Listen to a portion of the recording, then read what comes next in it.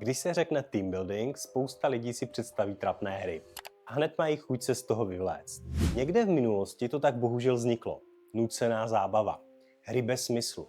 Situace, kdy se lidi cítí nepříjemně a jen čekají, až to skončí. Tady je ten problém. Tohle není team building. To je špatně vymyšlený program. Skutečný team building není o tom někoho zesměšnit. Je to o tom dostat lidi z pracovních rolí do situací, kde musí spolu fungovat přirozeně. Bez tlaku, bez přetvářky. Když je koncept postavený dobře, nikdo nemá pocit trapnosti. Naopak, lidi odjíždějí s pocitem, že se fakt poznali. Team building není problém. Problém je, když se dělá bez myšlenky. Pokud se vaši lidi team buildingu spíš bojí, než že by se na něj těšili, není to o nich. Je to o konceptu. Ozvěte se. Ne kvůli hrám, ale kvůli zážitku, který dává smysl a není nikomu nepříjemný.